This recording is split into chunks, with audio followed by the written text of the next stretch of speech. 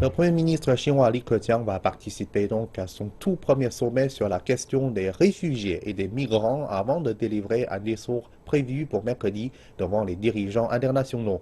Il devrait faire un rappel des engagements pris l'an dernier par le président chinois Xi Jinping, qui inclut des engagements fermes concernant les opérations de maintien de la paix. Nathan King nous en dit plus sur la participation chinoise au maintien de la paix onusien.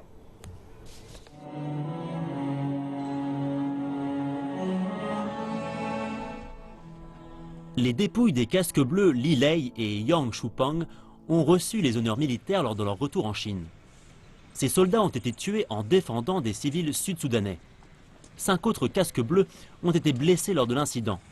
Et ils ne sont pas les seuls.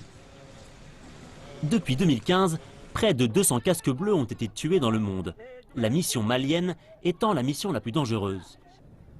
Mais ce n'est pas seulement de main-d'œuvre dont ces missions ont besoin, mais également de tous les outils nécessaires à une armée moderne.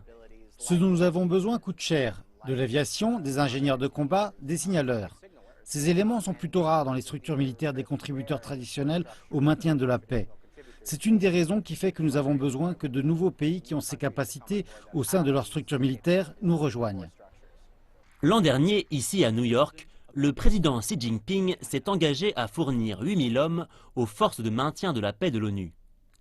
La Chine est désormais parmi les membres du Conseil de sécurité de l'ONU le contributeur le plus important de la force de maintien de la paix de l'ONU. Cela s'inscrit dans le projet de réforme du département du maintien de la paix en se concentrant sur les 3 P. Planification, promesse et performance. L'ONU se repose déjà sur la technologie la plus avancée en utilisant des drones pour rassembler des renseignements dans les points chauds potentiels tels que la République démocratique du Congo. Faire plus avec moins. Voilà la nouvelle mission. Les missions de maintien de la paix utilisent 75% du budget de l'ONU avec plusieurs missions qui sont déployées dans des régions pendant des années avec une paix précieuse à maintenir. Les 8 milliards de dollars du budget de l'ONU représentent une petite partie des dépenses militaires mondiales. Avec ces 8 milliards de dollars, vous obtenez 16 opérations dans une variété d'endroits incroyablement compliqués. Les missions de maintien de la paix de l'ONU ont prouvé leur capacité à favoriser la paix. L'image des missions de maintien de la paix a été ternie par une série de scandales sexuels ayant apparemment impliqué des casques bleus et touchant les mêmes civils qu'ils sont censés protéger. Avec des procès en cours pour certains des accusés, l'ONU envoie un message clair de tolérance zéro à l'égard de ce genre de fautes.